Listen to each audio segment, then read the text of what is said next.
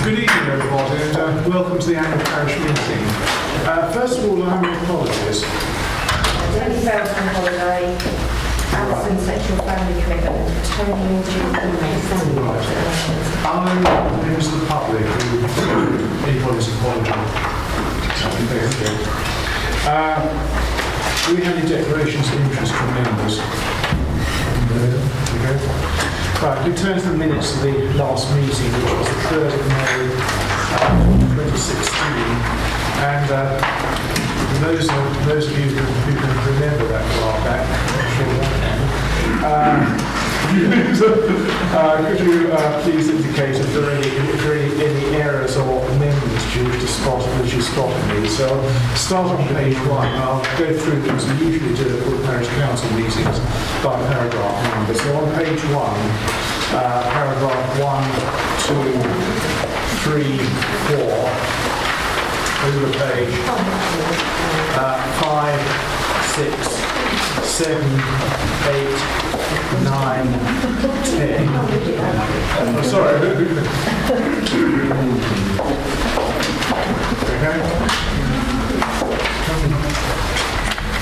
Over page 11, 12, 13. And on the final page, agenda item 14. So is everyone satisfied with a reasonable account of the transactions that meeting? Yes. Okay. So, those will second that. So all those in agreement.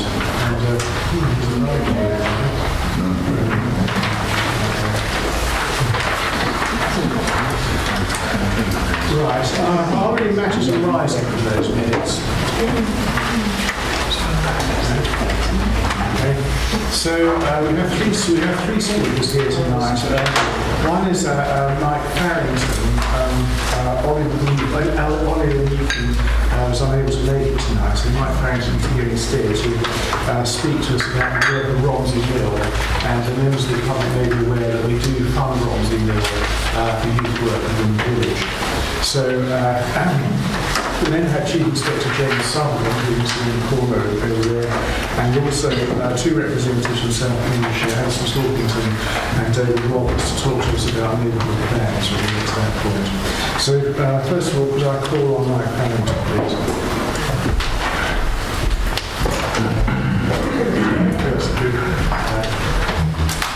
Great, yeah, thanks for inviting me. It's good to be here. Ollie does send his apologies, so I'm not sure how sorry he is, because he got married on Saturday, so he's currently on honeymoon in Malta. But I'll try to give you a bit of an overview. My role, I oversee the youth work at Romsey Mill, so I hope you've got an idea about what's going on. For those of you who don't know, Romsey Mill is a charity based in Cambridge, but working across South Cambridgeshire and Cambridge City, supporting children, young people and families who are vulnerable or at risk. And obviously the Parish Council particularly funds our work down in this area, and particularly a Thursday night club. So Ollie O'Meakin is a full-time youth worker, and he splits his time between Sawston and then between Shelford and Staplesfords in partnership with a charity called SSYI. As I say, Parish Council particularly funds a Thursday night youth club. So on a Thursday night, Ollie runs a youth club down at Free Church, which attracts around 30 to 40 young people, really, kind of 11 to 14 being the target group of that. And in that youth club, it's very much your archetypal youth club, I guess. It's got activities and table tennis and football and tabletop games and everything you might expect from a youth club. But I guess what I want to really get across is that for us, a youth club is just a springboard to really positive relationships with young people, and particularly positive relationships with young people that might be struggling. Our aim is to really get alongside young people that are struggling in some way and really support them through their struggles, challenges and difficulties. So the Thursday night youth club, I would say, is the kind of foundation for our work. It allows us to gain relationships with a lot of young people, but from there, it's just the basis. We springboard a lot of other work, so I just want to give you a bit of a sense of what the wraparound care we offer is. And it actually means that we're working with about 150 young people. When we looked at it last year, 150 young people we're working with in this kind of area, and about 120 are coming to kind of regular clubs or activities. So off the back of the Thursday night youth club, for example, we started doing some detached work. Always for the years we do detached work, and that looks like going to school at lunchtime and chat to young people and seeing how they're getting on and trying to support them through their everyday life. But also we just started, nearly a year ago, not quite, doing some detached work on the Mill Lane kind of area. So we were advised that there were some issues down there, particularly with litter, vandalism, antisocial behaviour. So from there, Ollie's been going out on a Thursday night.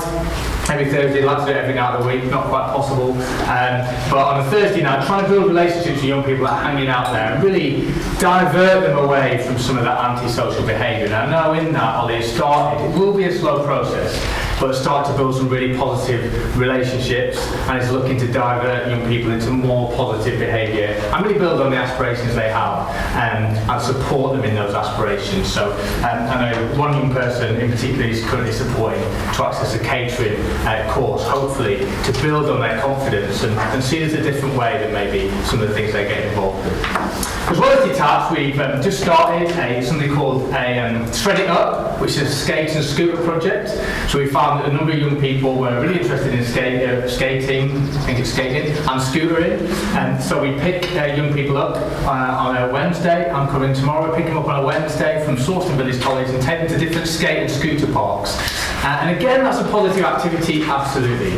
But what we're really looking to do, well, build confidence, build interpersonal skills, build that resilience, ability to overcome maybe things not going so well. So we've just started that project. It's become so popular, in fact, that we used to take one group each week. We now split it between weeks A and B. So we have 28 young people, 14 come one week, 14 come the next week. We also have a sports project happening at Sawston Village College after school on a Thursday afternoon, which is again attracts around 20 young people, and it's kind of a non-competitive football environment. Obviously they play games, but really looking at young people that have slipped through the net and maybe don't access kind of organised sport. So that's been really popular and growing in popularity and really mixed. So both a lot of young women and young men involved in that, which is really kind of positive. And then the other thing, I won't take too much longer because I know anyone asks questions. The other thing we just want to talk to you about is our Young Leaders programme. So we're passionate, I guess, about supporting young people to positively impact the next generation. So when we spot young people that have a kind of show level of maturity and an ability to kind of express that and communicate well with other young people, we want to kind of put them in mentoring or youth leadership roles. So we currently have a bronze, silver, gold youth leadership scheme, and hoping to create that virtuous cycle of young people impacting the next generation of young people to make positive choices. And we've started to see an impact of that on a Thursday night. We have a number of young leaders, about 8, who rotate and are getting involved on a Thursday night to really positively influence the kind of young people that are coming up behind them and show that maybe kind of what the consequences of choices are and maybe what positive choices are to affect a positive and bright future. That's a nutshell of kind of what's going on, but I understand that it's probably more helpful for you to ask me questions and to open the floor up from both sides of the floor. Very happy to take the questions. Well, thank you very much for that presentation. So, are there any questions for Mr. Carrington? Could you give us the age groups, please? Yeah, so I guess the Romsey Mill, we say we were 10 to 21, but we say that's our focus and then kind of soft edges. So if somebody was still struggling at 21, we'd go a bit older. I think the majority, about 85%, are falling into an 11 to 18 age bracket currently. Behind you. It's probably not a question for tonight, but I think it'd be very useful to know from you and from the young people you're working with whether there are any facilities in Sawston that would be really valuable to them. I know we've had occasional queries in the past about a skate park here, and I think people are worried that it's a big investment to make, it's a lot of public money to spend, and it's often seen like a momentary fad, whereas it now seems as though actually skate parks go slightly out of fashion and then come back in again, and every time somebody invents something else that you can skate on, they come back again. So something like that might be something that we could do fundraising for, or your youth group could get involved in fundraising for. But it would be interesting to know whether that's the kind of thing they would actually like, or whether there are other things, or maybe things that could be done on a smaller budget that would make Sawston a more interesting place for them. Yeah, definitely. And I think it's great because we love to take part in that consultation as well, because I think getting young people's opinions and getting ownership from young people really makes Absolutely. Well, and that, if you're trying to stop antisocial behaviour and vandalism, then getting that sense of ownership is exactly what does it, isn't it? Yeah. But I think we are going to have some funds to spare, I think I might say, because we've been upgrading all the playgrounds for younger children in Sawston, but we're still getting what's going to be still money in when anybody makes new developments. So I think we might possibly have some money. Yeah, definitely. And I guess our work down here is a bit itinerant still, so we use what facilities we can. We use taps, we use the free church, Sawston Church. We don't particularly have an office here or so I think we'd love to have that conversation. I think it's fair to say that we are still moving in that direction, and the long saga of the multi-use game area is fortunately about to come to an end, because as we spoke to the contractors today, they're doing some they're putting in some new play equipment as a deal farm starting next week, and when that's finished they'll move straight over to Linton Way and do the multi-use games area, and that should at least provide some provision there. I mean, I don't dispute that we can do more, but I would like to say it isn't something that's slipped entirely over our radar. No, absolutely. And I guess what I'm thankful for from a Parish Council point of view is I think you understand that it's about relationships and not just about occupying young people through an activity. I think you can occupy young people by providing facilities, but actually, if young people are really experiencing struggles, what you need to do is really build that. What community brings community transformation is building a relationship and trying to impact the choices they make. So I think the fact that you contribute to all these as a position is really powerful. I was going to ask a question. Well, two questions actually. One is about what you do about attracting young people to come. That's one question. Yeah. And the other thing was about the training of, presumably you have adult leaders. Yeah, no, absolutely. What's their training and sort of background? Absolutely. Two questions. So I'll deal with the first one. In terms of attracting young people to what we do some publicity stuff, so kind of flyers, Ollie's got a big band, that kind of thing, but a lot of it is by word of mouth. And Ollie goes into school, for example, every 3 times a week he's been going to schools. So his face is really very well known in Sawston Village College, so people know him, young people know him, and then he can tell them about activities that are going on. But that's especially good because we do a lot of kind of, sorry, I'm trying to talk, a lot of holiday activity as well, which is really key for us on trips, just to give extra experiences. So in terms of profiling them, we'll do flyers, but also that word of mouth is really key. In terms of the second question, so yeah, we have a number of adult leaders, so we tend to run through a ratio of about 1 to 8 if they're a bit older. And in terms of the process, they go through their check back, so they go through a Romsey Mill kind of vetting process, which is signing them up, taking a couple of referees, do the DBS check, and then they're assigned somebody who will kind of mentor them through the process, really, which is generally only for this part. They can then access training that Romsey Mill puts on, and that tends to be around child protection and safeguarding as a mandatory thing, but also we've done first aid in the past and how to work with challenging young people in the past, that kind of thing. In terms of our young leaders, we also put them through training. So we just did a young leader training course, so 4 Sawston young leaders gained a nationally accredited first aid course. Thank you. Are there any further questions? Oh, sorry. Behind you. I If we got to the end of the questions, I'd just like to make sure we record our thanks to Romsey Mill for the positive contribution you made. I think particularly against the antisocial behaviour that people obviously see in the village, and coming out in unsocial hours in your terms to assist in that is greatly appreciated. So thank you for all your work. Yeah, I mean, I think, seeing as Ollie's not here, we can say, Ollie is a phenomenal partner, he's a real star of our team. So, And I think the parish council would like to produce that. Appreciate what you do. Right, so thank you very much. Further questions? It's up to you. It's up to you. There is a section which issues from the public on the first meeting. So if somebody thinks of something that's during the course of the meeting, then if you're happy to stay. Yeah. If you have to be off, I wouldn't want to be taken. We'll see how long it goes. Right, so, Chief,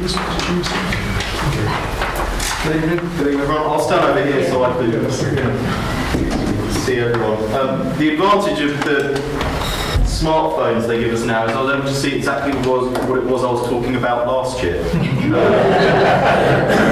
That's interesting. Closely matched my list for this year. A disclaimer at the outset. I understand there is some elections happening.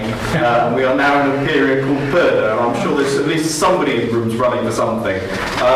Please do not take anything I say as an endorsement of any particular political view, policy, etc. And if you ask me any questions which I interpret could have a political slant, I will simply politely not be able to answer them. Okay, we get quite funny at this time of year. There is a very good reason why you don't want police officers involved in your elections. I think that's a good principle, and it's one that I'm sticking by. If you're happy, Chair, I'll just speak for a couple of minutes. I'm happy to take as many questions until you boot me off.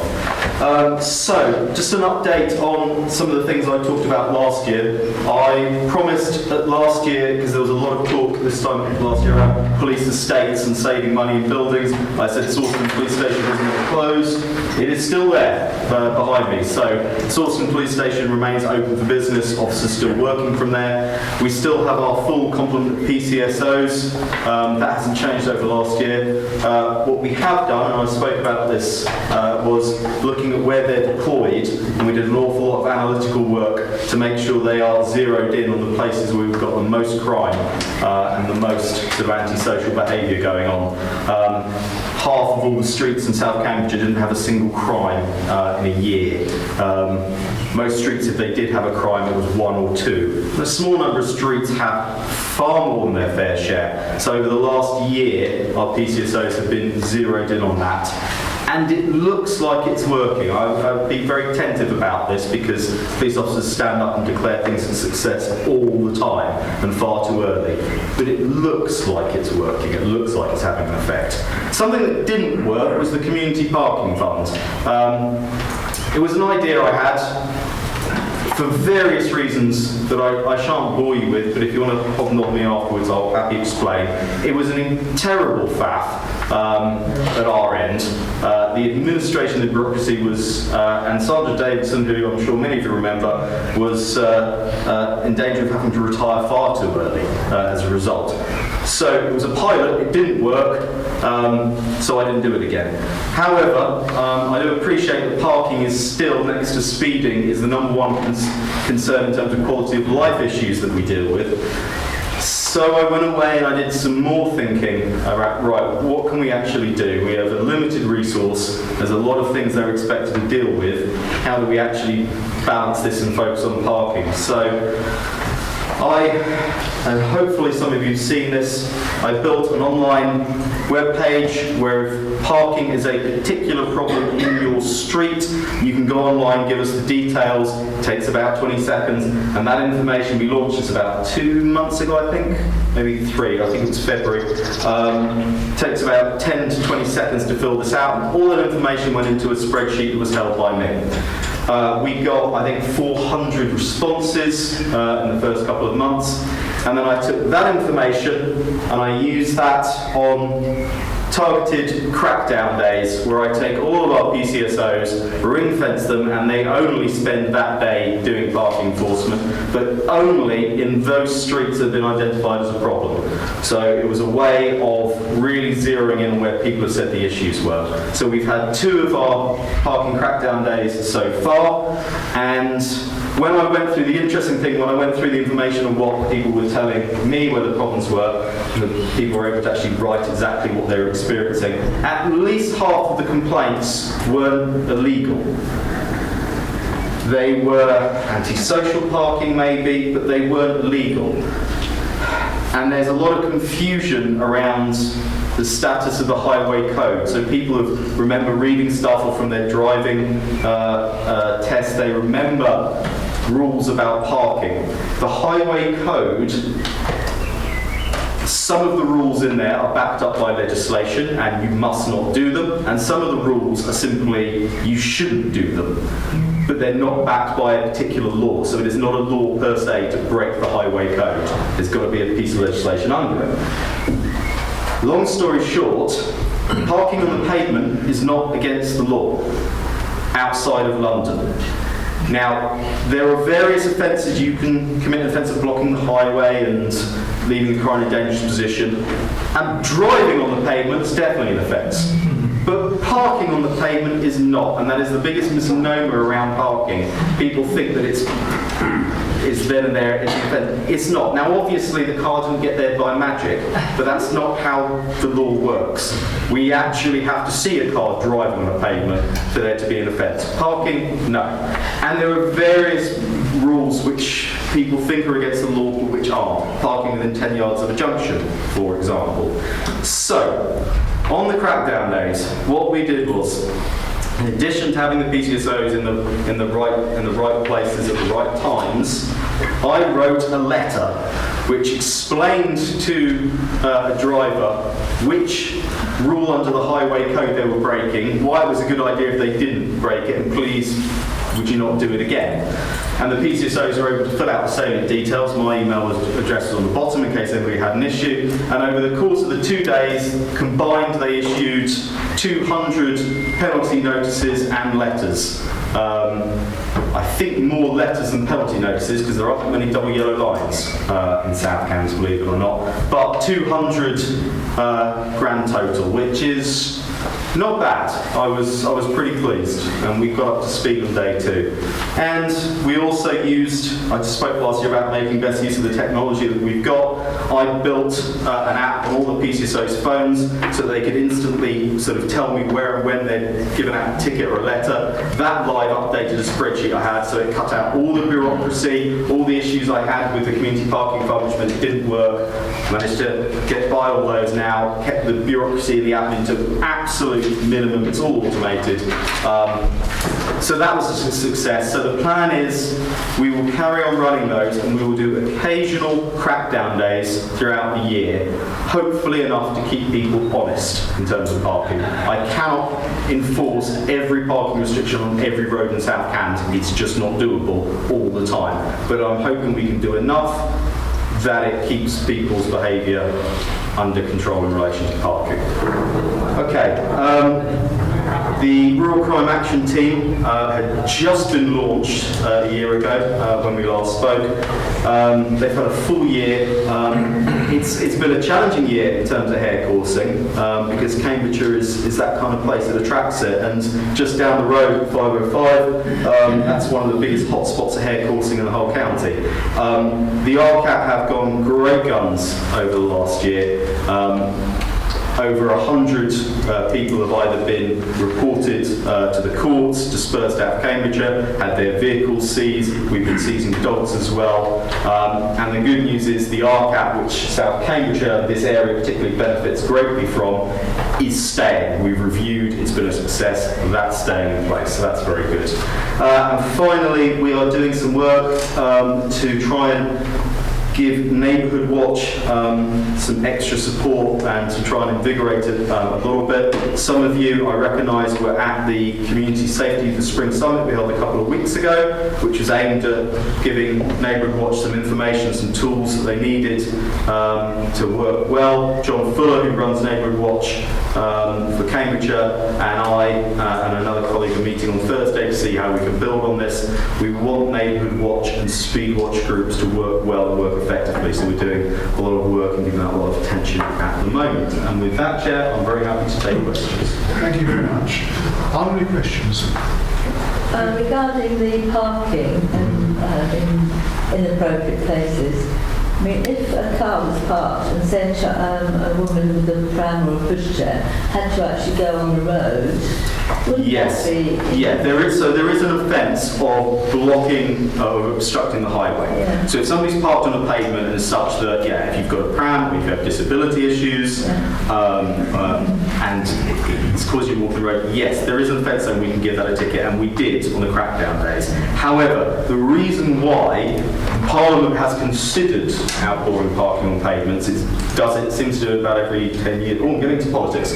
No, the reason why it hasn't been made completely unlawful like it is in most of London is there would be absolute chaos. If you think about how many people have to park on a pavement next to their house because our villages were not designed for the average household to have 2.3 cars, which is what they currently do. So one of the things I try and explain to the PCSOs and indeed into the various emails and stuff I get about parking is there has to be some give and take. You know, I know that lorries parking up doing deliveries in the middle of the villages causes congestion. Well, if we want village shops and food without having to drive 10 miles down the road, you know, there's got to be some give and take. But to answer your question, yes, those can be ticketed, and we did on the crackdown days. Thank you. Thank you.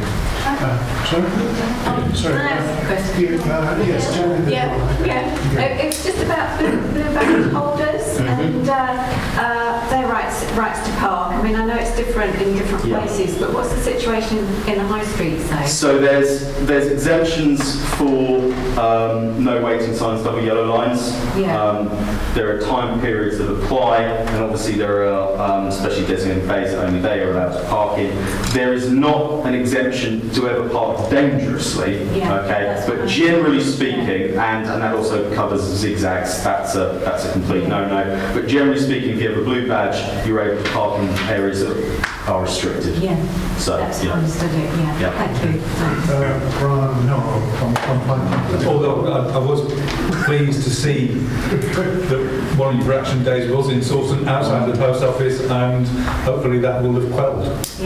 Well, we did. We only went to the places where people went on filled out. And I was really quite particular. And not Sawston, but some villagers are complaining, well, why didn't we get attention? You didn't fill out the form. I can't have made it any easier for you. I said I'd target where people said the problems were, and that's exactly what I did. But the flip is, I'm not going to try and mind read, but thank you. Okay. You mentioned that there's a full complement of PCSOs at Sawston, and there's not a full complement of officers and... No, we have a full. So generally speaking, obviously, organisations where you have an establishment, you rarely run exactly what you've got because people leave, they retire, and our recruitment and training times for officers and PCSOs are quite long. It's not a quick process. Amazingly, so most of the other areas you'll see. In relation to PCSOs particularly, they will be under their establishment just because of the lag times. For reasons mostly good luck, our PCSOs have been here for a very long time, and are very happy with what they're doing, so we have a very low turnover rate. But no, there is no suggestion that we're under complement for anything else. We are, in terms of our established strengths in South Cambs, don't get me wrong, there are pressures, but no, we're fine. We're fine. Colin. Two things. You answered one of them sort of already, with parking on the pavement. So you're saying you can park on the pavement, but you shouldn't cause construction. No, I'm not quite saying that. The highway code. I have to be careful. I'm going to be charitable to the journalist and say I was misinterpreted. You can't actually drive on the pavement, can you? At a similar meeting this a couple of months ago. So now I have to be slightly more careful in what I say. The highway code says you should not park on the pavement. Okay? What it doesn't say is you must not park on the pavement. But you shouldn't cause the You absolutely shouldn't cause an obstruction, and you shouldn't park on the pavement, but it's not illegal. Welcome to my world. sword. Yes. Right. Where should you or should you not park a sword vehicle? Okay, so for anyone who knows, SWORD is a statutory off-road notification. So it used to be if you were going to drive on the road, you had to pay tax, the burden was on you. And quite a few years ago it was flipped to that if you're not driving a vehicle on the road and taxing it, you have to notify the DVLA. I believe I'm right in saying that you cannot have a sworn vehicle on anything that is a public road. Okay, so if you keep a car on a public road, it has to be taxed, it has to be insured, and if you want to drive it, it has to be MOT'd. Okay, That includes a lay-by as such, which is not sort of a lay-by, if it is publicly maintained, forms part of the highway, and should not keep a vehicle that is not should be on insured. private land. Correct. So what is the status of unadopted roads then in this context? I laugh because I got a letter about unadopted roads, not in relation to Sawston earlier, and having to get a pass. I tried to understand the law around unadopted roads. It is fiendishly. What specifically was the concern? That sworn vehicles on unadopted roads? Yes. Okay. All right. So my best educated guess would be, despite the difficulties around the legislation on unadopted roads, they still are legally a highway, and therefore probably you shouldn't keep an untaxed vehicle on them. But because unadopted roads are owned incorporatively by the residents, I would take legal advice before I prosecuted somebody, which I'm not about to do because we're having complaints. But that's a very grey area. The reason I'm asking is that it's becoming an increasing problem with the county becoming increasingly reluctant to adopt roads on new estates, and developers being increasingly reluctant to construct them to adoptable standards, and there being very few tools in the planning legislation to force them to do it. Might that be the kind of stipulation that we can all hold in the plan? Can't sure you might. I don't know and ask the officers, yes, I can't ask that question. Okay, are there any further questions from members of the public? Oh, sorry. Can I just ask one?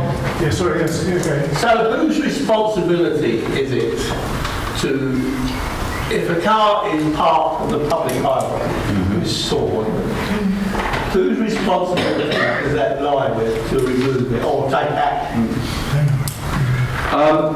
It is actually the DVLA, although sometimes... So DVLA, so you The DVLA have power to seize vehicles off the highway that are not insured. And they appoint subcontractors to carry out that work. They have vehicles with cameras, so they will spot vehicles that are sometimes off-road, but they don't know it.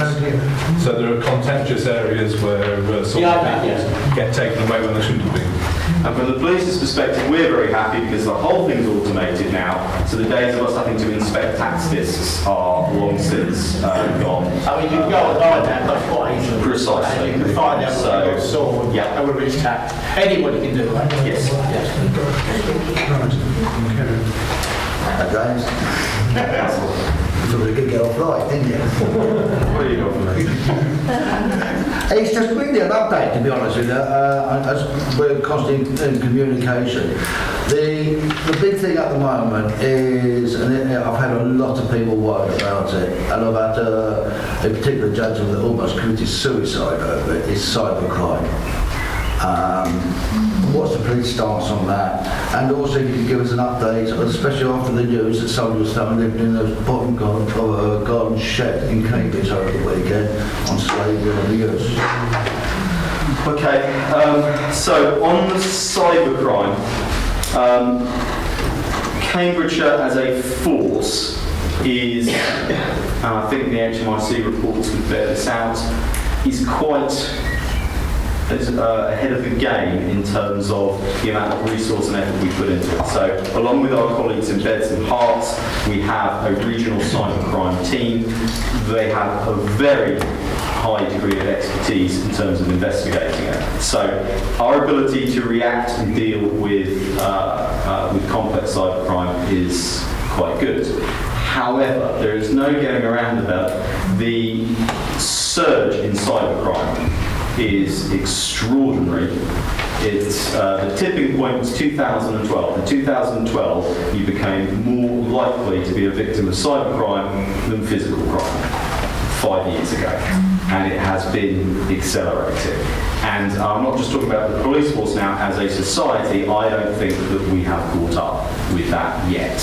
And the sophistication of the criminals in terms of frauds is really quite extraordinary. So, yes, we do have a specialist capability to investigate, and they do a certain amount of education and prevention, so they can give advice to businesses, you know, on sort of security and what have you. But we have been doing a lot of work locally to train up all the PCSOs and make them aware of cybercrime, because there is no point PCSOs being able to go out and advise people about, you know, making their sheds and their homes more secure if the biggest threat is online. So most of my PCSOs, some are more tech savvy than others, but most will now be able to give some pretty sensible basic advice on how to avoid being a victim. And nationally, the reporting sort of systems in terms of, so Action Fraud, which you've probably heard of, I know it is a slightly clunky website sometimes, it's not always easiest to use, but what it does mean is that there is a reporting system for anybody who has been a victim or attempting victim to report into one central place. And then, because cybercrime doesn't care about force boundaries or parish boundaries, it makes note, it looks at IP addresses. It needs to be tackled nationally. So the reason why we say police report to Action Fraud is not because we're trying to pass the buck. Action Fraud, which feeds into the national sort of crime agencies, is able to see what the emerging threats are. So every so often, if you're on ECOPS, you might get an Action Fraud email saying this scam is happening right now, because they're able to see it come in, they're able to see it grow, and then they're able to get the kind of crime prevention out there. So yeah, we're doing quite a bit, but it is a really, really challenging and frankly very worrying crime type that is accelerating. And as the more things, the more devices and the more people get online, it is only going to continue in that direction. So a lot of it does come down. You do not have to be a security engineer to make your phone and your laptop safe. A lot of this stuff is really, really basic, like having strong passwords and changing them, and just being skeptical about information and communication that you receive. Because although the mediums are new, cybercrime sounds very kind of new and glamorous, actually the techniques that they're using are ancient. You know, they'll go back, some of the actual techniques and the frauds go back to the Spanish prisoner letters 300 years ago. The fraud types are not new. It's just the fact that you can be sitting in your room and be bombarded by it, which that bit's new. So the volume is new. The techniques are old. And you avoid being a victim by being as skeptical as you possibly can be. When I used to do crime prevention talks around cybercrime, I used to say things like, if it sounds too good to be true, it probably is. I don't say that anymore because that's not how it works. You've got to think about cybercrime as advertising, which is what it is, it's marketing. And the psychology of marketing is incredibly advanced. Marketers are very good at getting you to part with your money. But the things that will get you to part with your money are not necessarily the things that will get me to part with my money. So, for example, case in point, I have yet to be tempted to purchase a £5 frozen lobster from a popular high street supermarket. Doesn't appeal to me. It's never going to happen. But when Nigella gets on and starts advertising a high-end chocolate cake for me, yeah, I'm all in. Why? Because they're appealing to me. That's how fraud works. When the fraud comes that catches you out, you won't think it was too good to be true, and you won't think, how gullible was I, because it will feel exactly good enough to be true. That's why people get scammed. They're not looking to throw their money away, and it didn't look obvious to them. So we really shouldn't be sort of patronising that how can somebody be so foolish, because some really, really intelligent people from all walks of life get scammed. So you've just got to, apart from the basic stuff about having virus software, having a firewall, having strong passwords, you just have to start cultivating a slightly questioning mindset about the communications you get in. I will tell you right now, I cannot distinguish between a genuine email from my bank and a fake one. And I do this for a living. And I pretty much ignore all of them. I figure if it's that serious, they'll find a way to get in touch with me, you know, and I can verify it. You know, so that's what I'd say around cybercrime. Modern day slavery. Modern day slavery. I'm not going to comment on the particular case you talked about, but one of the things that I've been banging on about for 3 years, that this is not just a problem in London or in Manchester or out in the Fens or somewhere. It is modern day slavery, and human trafficking is happening here. And I have had cases probably within 5 miles of here where we found people locked in sheds working for no money. It's not modern day slavery, it's just slavery. So there is this one, absolutely. This is all intelligence led. You know, this is a hidden crime. By its very nature, it's hidden crime.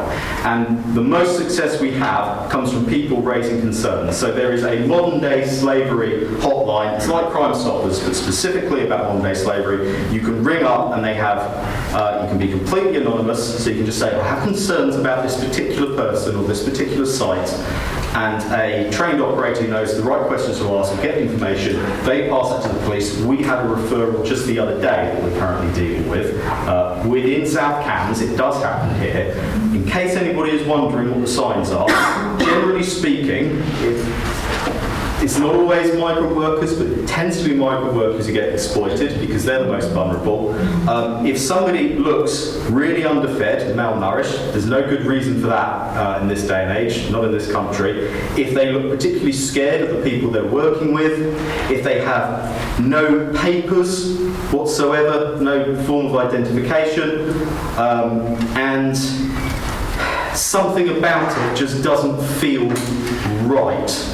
All those are indications that somebody might have been trafficked, they might be being exploited. And if you have those concerns about people, you can report them anonymously, we'll look into them. It doesn't matter if you get it wrong. It doesn't matter at all. We can square that away very easily.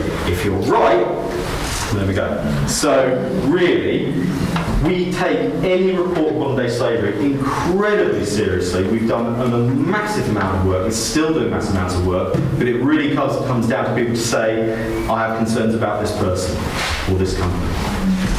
Domestic abuse. Domestic abuse.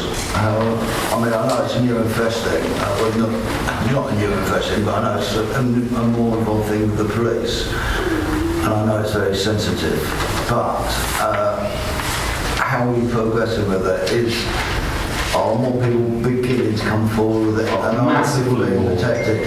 Yeah, massive reporting of domestic abuse. So we restructured the force in 2011. And we specialised the response to domestic abuse around about then. Since then, reports of domestic abuse have gone up by about 50%, which is extraordinary. And I was the one who was looking at the figures and trying to do the forecasting, and reporting of domestic abuse have been pretty stable for as long as you get. Think, well, nothing's really going to change there. And it did change. And it's for a number of reasons. It's not one reason why it's gone up, why reporting has gone up, but it has gone up hugely. That is good in some respects, because it means we're able to get to a lot more people, to help a lot more people. But it also presents an awful lot of challenges, because that is, you take any business, keep the same number of staff and then put 50% of the work through it and see what happens. It's not easy at all. So our challenge is trying to identify the most vulnerable people and make sure that they are properly safeguarded, as well as dealing with all the offences that we have. To give you some reassurance, I review every single domestic that's happened in South Cambs with my management team every single morning at 8:15, and any suspect of a domestic abuse who's outstanding, the time I come at 8:15, goes on our priority list for the day, and we don't stop until we get them. So we can't take it any more seriously than we are, because it's number one. Sorry, I have to refer to the chair. I'm so used to chairing my own meetings, I just start crying. Brian? Well, just in that context, the police panel, I thought you changed the nature of reporting for domestic abuse, so that it doesn't have to. I think neighbours can hear it occurring inside the house rather than it being out with the house. Oh, is that one of the things that has changed? Not exactly, but what we try and do, so this is a more of a long-term change. 20 years ago, there would have very much been an attitude that if you do not have a complainant, a victim said, I want to make a complaint, thank you very much, nothing for us to see here. We have moved a long way from that, and what you're referring to, I think, is what we refer to as the terminology gets a little bit, but basically where the victim isn't supporting the prosecution, but we have a lot of evidence around to say something has happened. And in those cases, yes, we will rely on reports from neighbours, on previous calls we've got, on 909 recordings, because a lot of the time people withdraw their complaints to us, not for good reasons, because they're under pressure or they're scared and stuff, but they're not thinking rationally. So to answer your question, yes, we do, which is fantastic, but it obviously means that does create a lot more work. It's not easy to prosecute people when victims aren't supporting it. But yes, you're right. Can I just say one last thing? It's just I find the email alerts really, really useful, and I'm just wondering whether it would be helpful to have some of the hotlines that have been mentioned today included on an email. That is a very good point, and I shall get it out on the next neighbourhood alert we send out. I think that would be useful. Thank you. One last thing. A car. No, that's not a car. That's parked outside my property. I'm just saying outside my property since Christmas, but it's taxed. It has all the correct. I think I can answer this question. So, is it blocking in your driveway? No, that's okay. If a car is on a public highway and it is taxed and it is insured, it can stay there for as long as it wants. Great, so. It's a question I've asked. Yeah. Bring it up here. That is the definitive answer. But is it not worth also bringing? It could be something sort of bad in it. They could borrow it, couldn't they? Left it outside my property. If it is taxed and insured, it's there. And that's that. Yeah, thank you. Not drug taking, but drug dealing. Yes. What would you say about the activities in the village? That's quite a broad. Well, there are examples of neighbours pointing out where it occurs from. And obviously those that live in the near vicinity are worried about it. And I just wondered if you've got any, an overall perspective of state of play. Okay, so you will find drug dealing, drug taking in virtually any community of any substantial size. And Sawston's obviously quite substantial because, I suspect the drug scene in Shinny-cum-Wende is probably non-existent, but outside of that, you will probably find drug dealing. What I will say is that where we get intelligence, so oftentimes Crime Stoppers is the classic one, people who ring up and report anonymously, where we get intelligence that drug dealing is taking place, we go to the magistrates, we get a warrant, and then we'll go and do them. From a policing point of view, that's our bread and butter, and we're quite good at it. So last week, when was I on? Friday afternoon, within South Cambs, we secured 2 drugs warrants, we found drugs at both, we got arrests. And we're able to do it reasonably speedily. Now, that is slightly different from somebody saying, my neighbour smokes pot in the garden. Yeah, it's the dealing that we're more concerned about dealing. Yeah. Partly because obviously it's a serious offence, but more than that, drug dealing attracts violence. No two ways about it. Yes, it encourages property crime, but it attracts violence. It's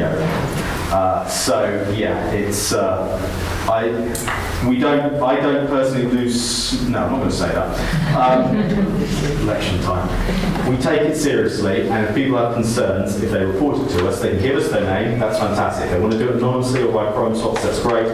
We get enough intelligence. We're able to triangulate that intelligence about particular locations. We can secure warrants. We do, and we do it gladly. Thank you. Right. If there are no further questions, I'd like to thank Chief Inspector Sutton very much for his presentation. I'd remind members of the public that there are neighbourhood panel meetings in which are open to everybody, and they're held 3 times a year over the patch. And I would strongly recommend people to go along. It's your opportunity to question the police and to put questions to hear the issues which are urgent. Okay. Thank you very much. Thank you. Thank you very much. Thank you. Right, we now move on to the neighbourhood plan. And what I'm proposing to do is to ask, first of all, I'd like to introduce and talk to David Roberts, who very kindly come along to South Council to talk about the neighbourhood plan. So I'll ask you to take us very briefly through the neighbourhood plans, and I'll then ask Janet, who's leading the Parish Council on this, to say where they're up to, and we'll take the discussion from there. So the floor is yours. Right, okay, well, neighbourhood plans. My name's Alison, I work in the planning policy team, and so our day job is sort of local planning and neighbourhood planning has come along. They were introduced in the Localism Act in 2012, and it's a community-led initiative giving local communities the power to prepare a planning document that will be part of our statutory development plan for the district, so for the whole of South Cambridgeshire, and therefore can be used in deciding planning applications. So it has a statutory role when it's eventually adopted. Now, how does it sit with the local plan? Because, as I say, we work in the policy team that's preparing a local plan. It's not allowed to promote less development than is in the local plan, and your neighbourhood plan must be broadly consistent with the local plan. It must be, the term is in general conformity with the strategic policies in the local plan. So what can you include in it? It usually has a vision and objectives about what you want to achieve. It can include a whole range of policies. You can go from one that has a couple of policies to 30 or 40. It depends on what issues are the burning issues in your particular area. It can have policies for improving your area, or for policies on design. It can look at retail. It can look at site allocations for housing and for other developments. It can identify what you think is worth protecting in your particular area. Can't change greenbelt boundaries though, that's only a local plan can do that. And it can't designate local listed buildings or assets of community value. Now, who prepares a neighbourhood plan? Well, the reason why I'm here today is because the parish councils in South Cambridgeshire are what are called the qualifying bodies. They're the ones that have the powers to be able to initiate a neighbourhood plan. But it's something that I've said right from the beginning, it's a local initiative. You need the local community to be involved in preparing your neighbourhood plan for it to be a success. Because once the neighbourhood plan is written up and you've got all your policies in it and it's gone through in the examination process, then when it's been successful through examination, there'll be a referendum for the whole of your area to say, should this neighbourhood plan be used for determining planning applications in this area? And if the local community, when they come out to take part in that poll, decide no, then it won't go any further. So why am I here today if I'm saying it's all a local initiative? Well, as a representative of the local planning authority, we have a duty to support and advise and assist local communities preparing neighbourhood plans. In fact, at the moment in South Cambridgeshire, we're reviewing how we're offering that help, because there seems to have been quite an upsurge in interest in neighbourhood plans. one of the first things that has to be done when you do a neighbourhood plan is to identify what area you want your plan to consider. And I know that that's something that Sawston are sort of considering at the moment. You can go just for your parish boundary, or you can look around your adjoining parishes and think, are there any issues that we have in common, and maybe work together on preparing a joint neighbourhood plan. So really, first decision is whether or not you're going to do the plan and what your area is going to be. The average neighbourhood plan takes about 2 years to prepare. Across the country, there are about 250 now that have gone through the whole process and have been adopted by their local planning authorities and being used to determine planning applications. A local community producing a neighbourhood plan can get some grants from central government, and that's a grant up to £9,000. There's also some support that can be got from planning consultants that work for an organisation called Locality. If you're doing site assessments or wanting to identify particular sites within your in your neighbourhood plan, then you can get free advice from those consultants. And we also, as the local planning authority, get some assistance because we're the ones that pay for the examination and for the referendum in doing it. So that's a brief introduction. I hope that's whistle stop. I didn't want to spend too much time. I know we get Martin, who still have a working party, to look into the possibility of Sawston producing a neighbourhood plan, and Janet Martin is leading on that, so I'll hand over to her. Okay, I'll stand up so you can see me.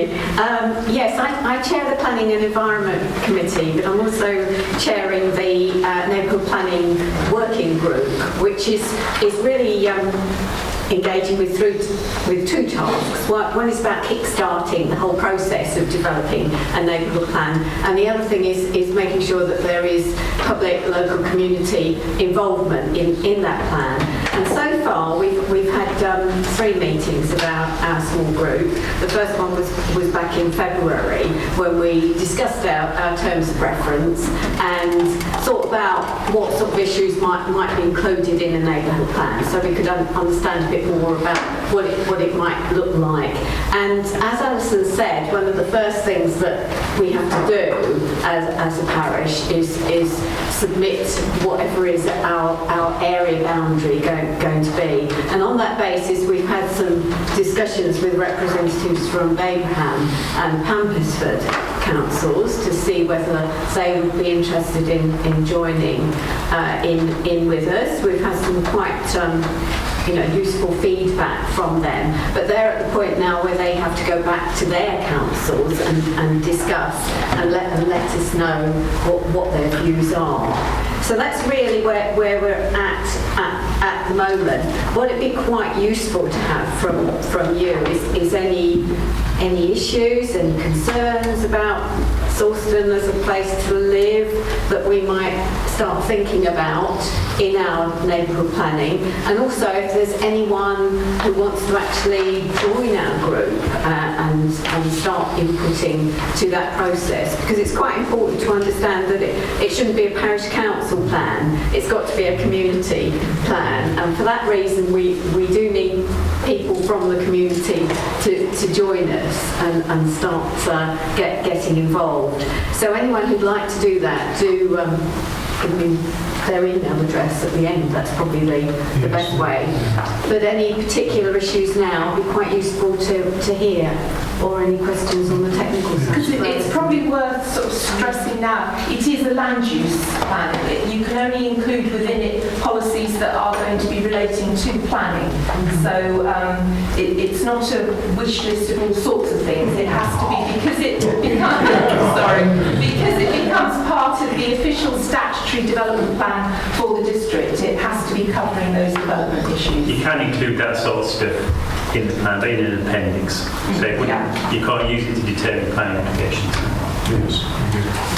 So several. So gentleman in the corner, there's a lady in the front as well. Right, so could I ask one question that's just come up recently? I think everyone would have heard about these proposed developments round about the McDonald's roundabout and Sawston Trade Park, Iconics and so on. From my own point of view, and I think quite a lot of my neighbours, our houses back onto the field that separates us from the bypass. So if you're coming up from the Iconics Trade Park and the bypass, on your right you've got a long field. At the moment it's full of sheep. Now I've always understood that to be agricultural greenbelt land that would never be developed on, which is one of the reasons I bought the house. I've now heard that the Howard Group, who are now expanding the Iconics Trade Park, have now, it sounds as if they are going to buy that land. Now I would like to know if we would be in a position, or what the planning position would be, is that field running down the bypass, so you've got a stream, the field, the bypass, then the river again. Is that green belt going to be built on and developed by whoever? Or, where would we stand? I mean, I'm happy to bring David Roberts in on this, but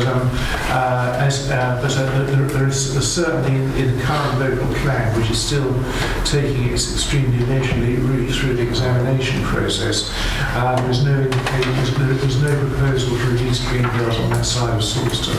I don't know whether you... That's correct.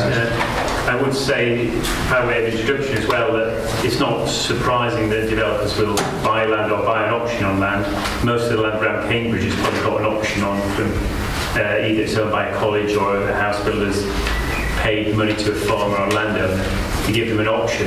It still doesn't mean that they can just go and develop it, because they have to get the land allocated in a plan, which may never happen, and get a planning permission at the end of the day. But that's quite common that people buy land as an investment because they see a hope value at some point in the future. And I think it's also worth pointing out that even on the reduced floodplain maps that are produced by the Environment Agency recently, quite a lot of that land is still I was just going to say that it's useful to know about that concern, because I think we've asked representatives from Howard Group to come to one of our parish council meetings in a couple of months' time. So it's useful to know those sort of concerns, that we can ask them about it. It's worth keeping an eye on the parish council website to see if that comes up on an agenda that actually goes to talk, because then you could ask them in person. Yes. I mean, all our meetings are open to the public, so that if an item is on the agenda, we'll be very welcome to come along and ask questions. I was going to touch on that in my report as well. Oh, right, okay. Fair word to that. Right, okay. Would the planning committee deal with any objections that you've got to any planning going on in your particular area? Any objections? Well, the planning... Yeah, Brian, do you want to... Well, we had a conversation earlier, didn't we, about the proposed development to the north of New Road, which is the backlot development that's come forward recently. And you're welcome to do two things, which is, one, you can write to the planning department when that comes public, which it is, that particular one, and also you can come and make representations to the parish council, who will consider all the plans and make a recommendation, although it's not abiding, we've got no regulatory power, but we can make recommendations based on local law. Yeah. Is that fair? I think that, yeah, that's right. I mean, any planning applications are referred to the parish council for review, then we do consider it quite seriously. We look at the plot, a lot of us actually go and see it, so we can see whether there are any issues within the planning guidelines where we can actually comment. but as Brian says, Parish Council doesn't have a veto on it. So anything we say has to be within our own powers, if that's the word. When would be the next parish council meeting? Well, we consider planning applications both before parish council, which the next one is next Tuesday, and also the parish council planning committee, which is usually held on the 4th Tuesday of the month. Right. Yeah, if you check agendas on the parish council website, the planning applications In that particular area, feelings are running pretty high about what's happening. Excuse me, you can go on the South Cambs website. Yes. Once it's put on the South Cambs website, you can put your objections on the reasons for approving it straight to South Cambs. Yes. I just also useful for the parish council to know it is. If you do write to the district, it's quite helpful if you copy us in so that we're aware of the objections that are coming, so that we aren't talking cross purposes. Joe, can I confirm that we had a brief email today and it's on the agenda. It is on the agenda for full parish next week. That came in, some gentlemen came in already, I've asked them to let me know, so it's on, so it's... Thank you. So next Tuesday. That's right. Just worth reminding the members of the public that one thing with planning applications, especially with developments, and we've got two officers here that will back up, is you have to have good, strong material reasons. It can't be because you don't like it, I don't want it there, it doesn't belong here. So have your good, strong planning material reasons. As part of Neighbourhood Watch, I've been given, quite a lot of information about feeling, people are feeling, and they have got good, strong reasons for objecting.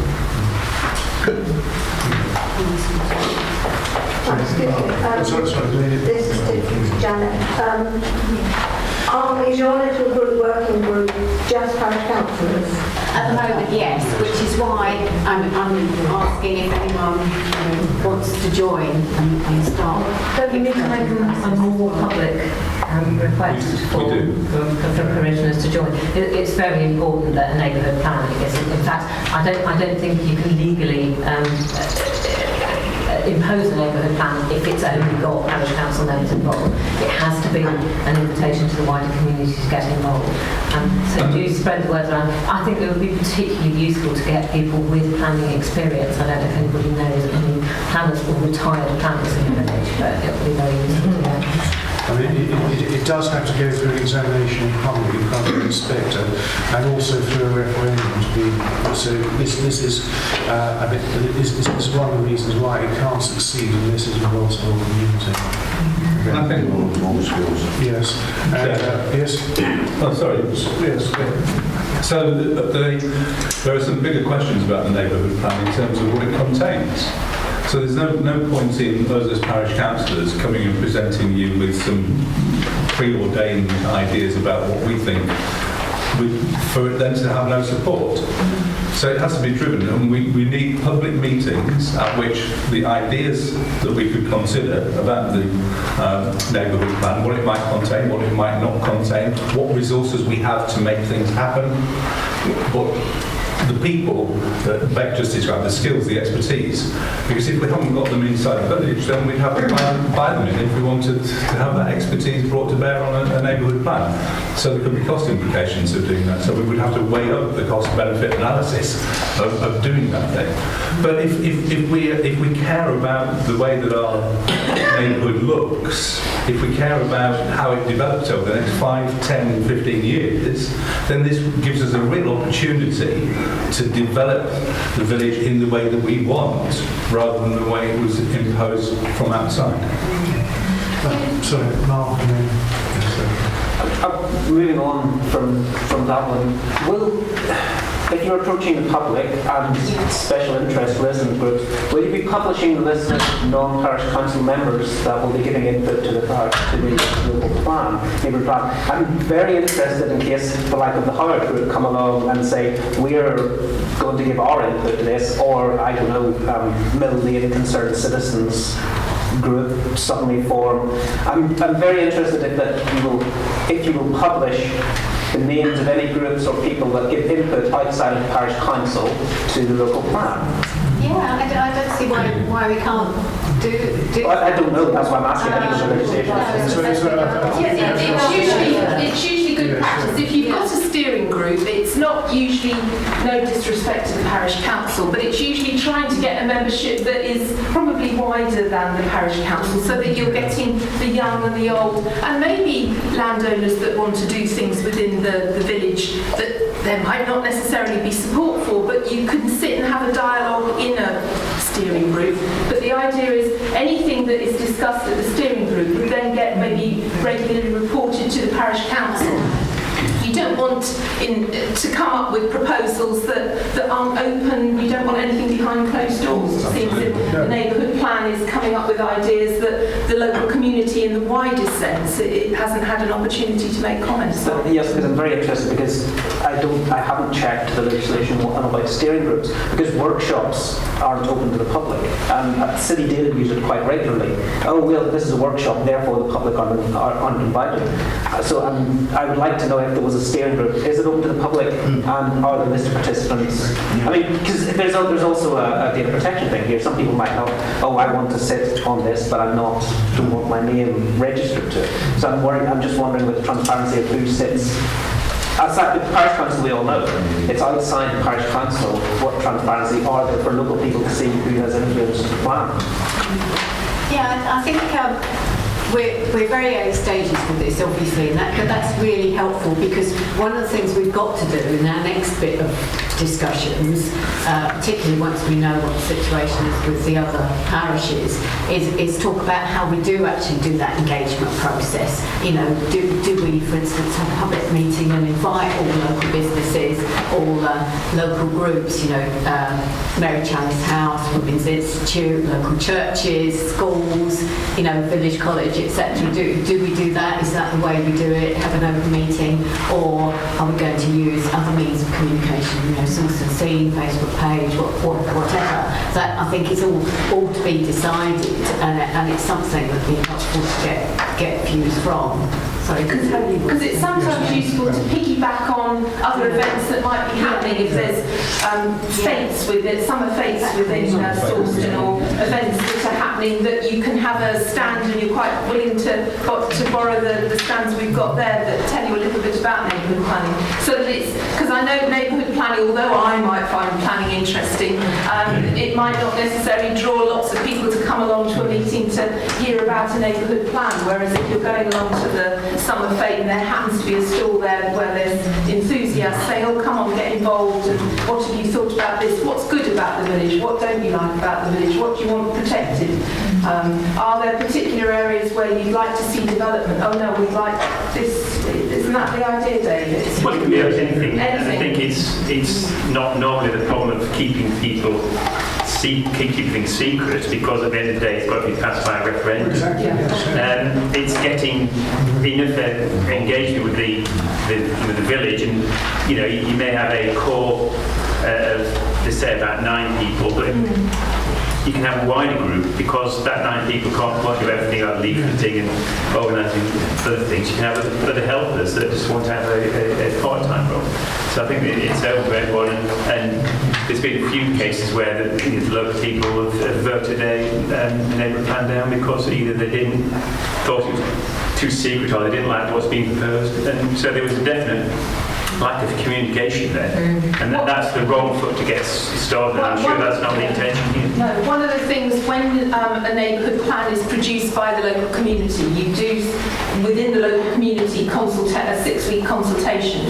It then gets the plan, along with a number of other documents, gets submitted to us as the local planning authority, to South Cambs, and we then do a 6-week consultation. But one of the documents that goes alongside the draft neighbourhood plan is a consultation statement. And top tip for tonight is keep a record of everything that you're doing even now, this meeting tonight, as an introduction to neighbourhood planning, because it's so easy to forget the different bits that you've done in the early stages. So that then forms part of what have you done to involve the local community. And as Dave says, there has been one plan where the parish council went off and wrote the plan, and local community had no involvement whatsoever, and it's failed its examination. But Tony had his hand up, so I'll bring that in. Yeah, I was going to make the point about the referendum. There has to be a referendum, so it has to be approved by the local community. But there is some precedence for this, because the neighbourhood plan nomenclature is new, but years ago, 12, 15 years ago, we produced a Sawston plan Sawston, if you remember, and some people in this room actually took part in that. And there was a committee there, and there were notes or minutes of each committee meeting taken, and those were, as far as I know, public. There's no reason why it shouldn't be public. No. I mean, it has to be as open as possible. The point I was going to raise in answer to Mark's question was that I think we could pass that on to our resident expert. I personally can't think why anybody involved in putting the plan together would want to keep their identity private, and I think I'd probably be quite suspicious of anyone who did, but you may have. Well, I think that's right. The local plan for South Cambs has been, all the decisions have been made in public of the working groups.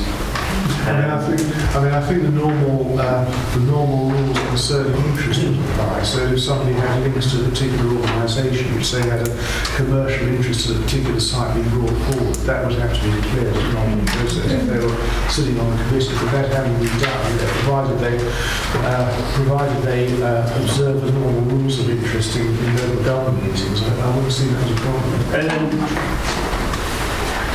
There's lots of different ways that a local plan could be done. It depends on what you achieve. You've got a fantastic facility here, but imagine a village without a facility like this. You may want to speak to landowners to see if they've got any land to actually provide a building like this, and they may want to have some houses to help pay for it. Obviously, that's not the situation here, but that's the sort of thing. That as long as it's all done open and above board, and that's the way that affordable housing extension sites are brought forward. In that case, there is a summer vote coming up, and we talked about having a parish council stand. Can we have you on your banners actually for the summer vote? It will be the 4th or Monday. It's not a windy day. If you're planning that after this. Yeah, well, sorry, don't catch the It's appropriate to mention it now, but there was a proposal for development on Mill Lane. Down Mill Lane on the left side, as you go towards down the fire station. Can I ask what's happening on that? Is this the appropriate time to mention it? Yes, you can. I mean, I was going to actually refer to it in my district council report, but since you're raised it, I'll mention it now. There are actually two sites in Mill Lane which are being approached about. One is behind numbers 35 to 43, which is the one higher up, the one that goes around behind the fire station. And that now has outline permission, and we're waiting for reserved matters to come through, which we haven't received yet. The other site, which was further down, and that was for 46 houses on a site which was confusingly referred to as 58 Mill Lane, because it's actually next to 57. But the odds and the evens are on different sides of the road, so it's actually behind 87 to 91 Mill Lane, and that was refused in February 2016 by South Cambs.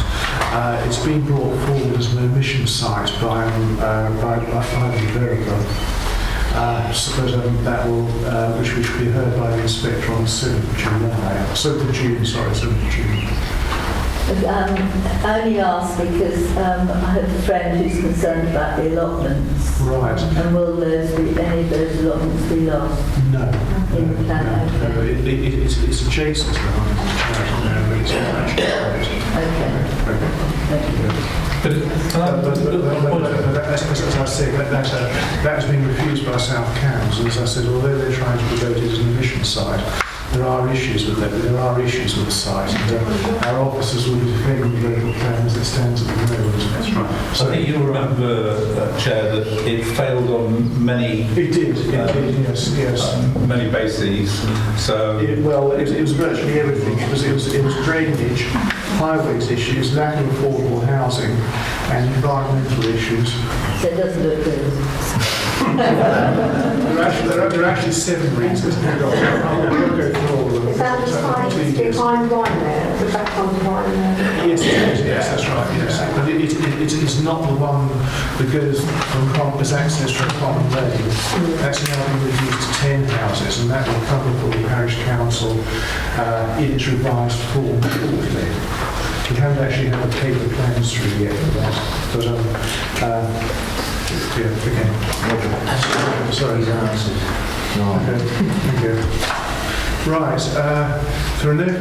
There's just one thing, and that was the issue that Janet mentioned about our proposal to link with Pampersford and Baybrook to produce a neighbourhood plan for the whole area. Part of the logic for this is that there are 2 sites which are proposed in the local plan, which are actually, one is entirely in Baybrook Parish, and the other is substantial, has a significant proportion in Baybrook Parish. And by involving Baybrook, first of all, we felt that it was courteous to discuss the issue with them, and it would enable us to proceed more rapidly. We could, until decisions be made on that by the local plan inspector, which probably won't be until back end of this year at the earliest, I would imagine. And also the logic of involving Pampersford again is the large development there on the iconic site, which will obviously have very significant implications for Sawston. So I don't know whether anyone wishes to comment on that, or whether anyone will violently object to our proceeding on that basis. Because I think it would be quite helpful to get a feeling from this meeting as to whether that certainly within our limited circle here has some degree of approval.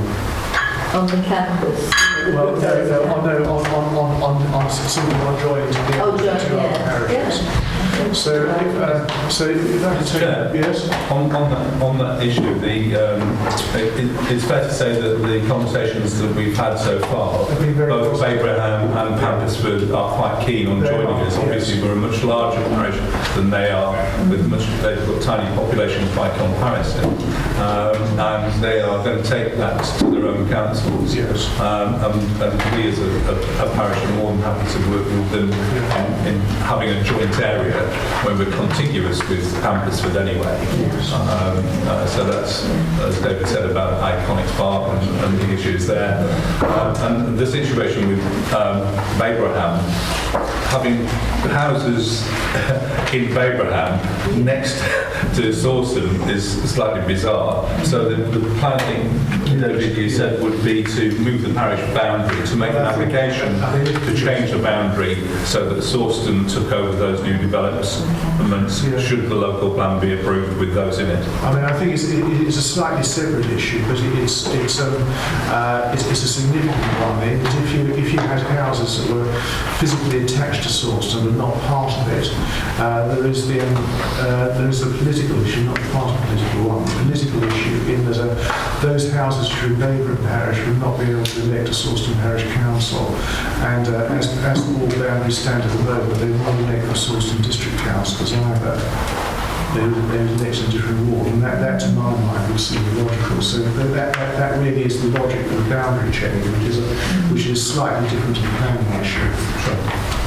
Was that so? I was going to add that if you do decide to go with the other two parishes, then there will be an opportunity for public consultation on that neighbourhood area. Yes, if you chose to go just for your parish, then it's a slightly simpler process now. But if you're deciding on a slightly larger one, so there would be an opportunity for the residents of all the parishes to have their say.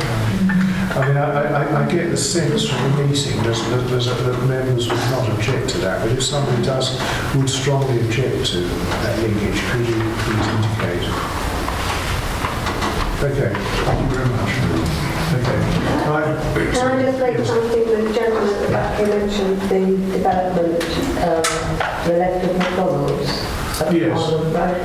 They have another exhibition in a couple of weeks. Yes, that's the that's not actually in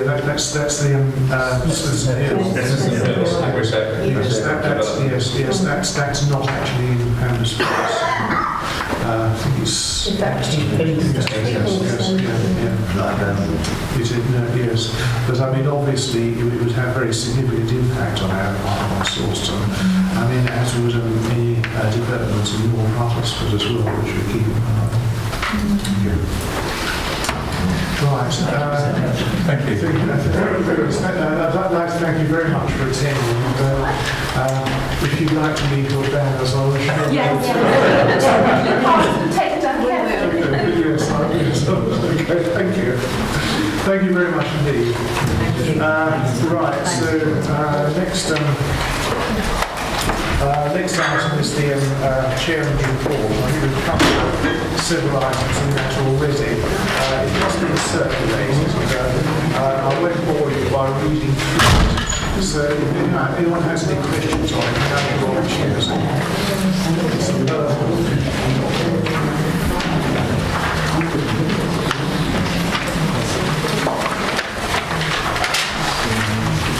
Okay.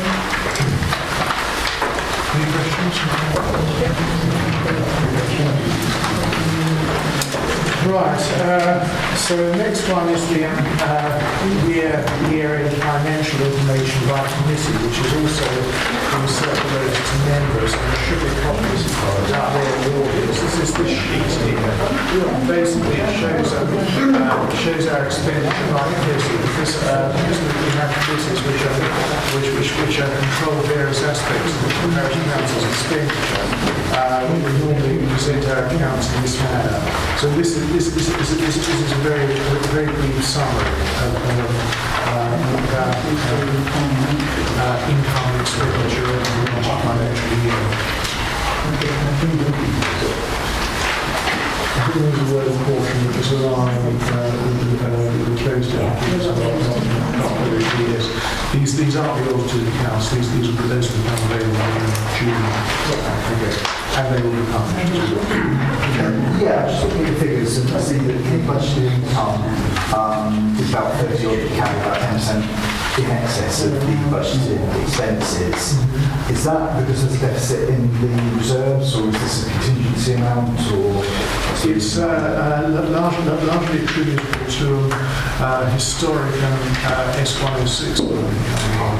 And the S106 money, which regulations are changing now, but when we get it, it's ring-fenced for recreational equipment. And as we say, we have a project on Deal Road, and also on Linton Way as well. Yes, we do, within 5 years. Yeah. So, any other questions?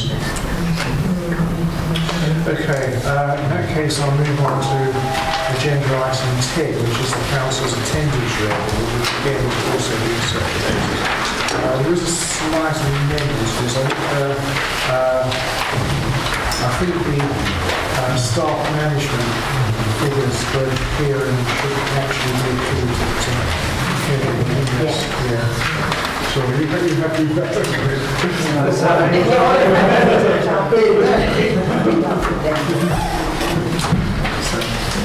Kieran's not on that committee, so if you just he's not really going to attend. Sorry. I mean, these are really just for noting, but if anyone does have any burning comments on it. I think generally I'd like to congratulate members for very regular attendance and uses and members all, and given it shows to my knowledge a very good engaged parish council. Thank you.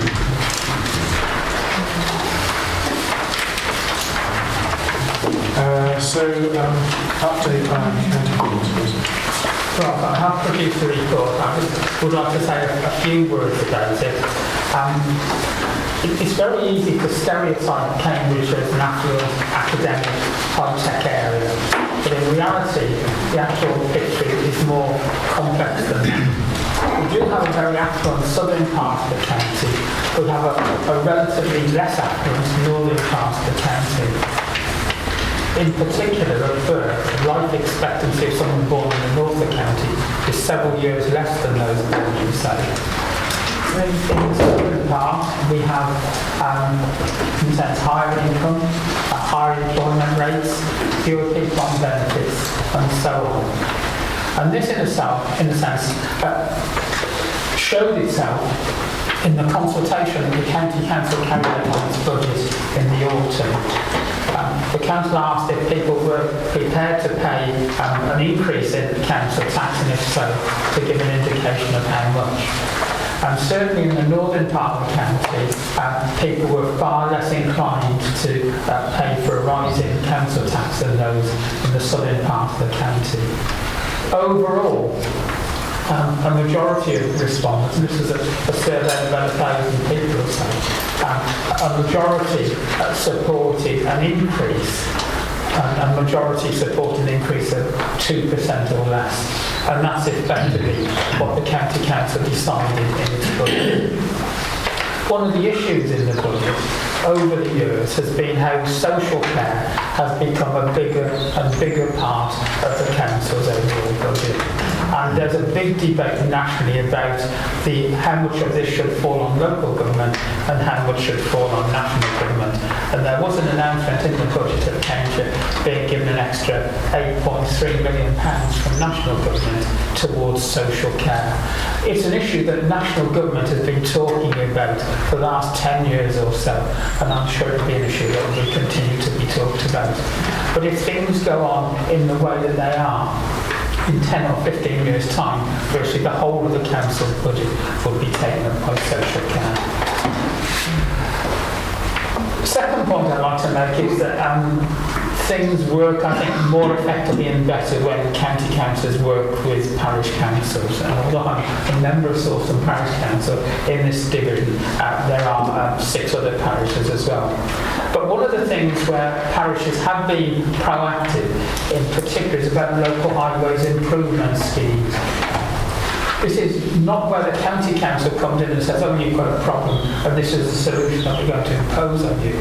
It says, you tell us what your problems are and see if we can help support you in providing some answers. And the parish council here has actively participated in the local highways improvement scheme. A few years ago, we got a big grant towards the pedestrian crossing at the far end of Babram Road. Then we got some money for the crossing in Link Road. Then we got some more money another year for the second crossing in Babram Road, which has just been completed in the last year. And in this bids that were put forward for the forthcoming financial year, again the parish council was successful, and this time in terms of pedestrian crossing on New Road close to the village point. So that's where, in a sense, the parish council can be proactive, and as county council, I was actually on the panel which scored each of these schemes. For probity's sake, you can't score a scheme in the area that you represent, but you can actively support it in the discussions, which I was very, very happy to do. Parish councils are by their nature parochial, but some of the things that people have talked about today show how important it is sometimes to look outside the parish boundaries. And I've referred to the Cambridge Sporting Village in the report I've written, which is a proposed development of sporting facilities and about 450 houses near the M11 Trumpington Junction. One of the features about the planning application, there seem to be virtually no traffic mitigation measures. So we know how bad traffic is already around the area. Certainly that would impact on the number 7 bus and access to Cambridge. But as people rightly said and mentioned tonight, there are other issues outside the parish which are very close and could have a significant impact on the parish, and that's why it's so important that Parish Council has a view on these matters. You mentioned this Sawston Trade Park. I went to the exhibition there. This is a proposal where the developers there talked about the possibility of 1,000 jobs there. 1,000 jobs, how much traffic is that going to generate on roads which are already overloaded? And that's before we get to the Smithson Hill proposals, which haven't put in the planning application yet, but there they're talking about a new agri-tech park for 3,000 to 4,000 jobs on the land just south of the 505. Think about the impact that that would have. And then there's been talk about the North Uppersford Garden Village, 5,000 houses just over the county boundary, just near Great Chesterfield. When you add all those possibilities together and you look and see what the situation is at the minute, with the 505 backing up from the Sawston roundabout right up to the motorway most mornings and evenings, all the problems that we experience around there, people from Hingston taking half an hour to get from Hingston to that roundabout because they can't get on because there's so much traffic flowing on the 505. So it's only right and proper that the Parish Council should be actively involved and having its views put forward to these other issues outside the parish boundaries but which could have a significant impact on the parish. I would just say one thing in response to one comment you made, and that is in the National Planning Policy Framework, great importance is attached to the green belt per se. So that is some protection. And the particular issue that you mentioned, there's also, as you talked about, drainage and flooding issues, and also any traffic consequences.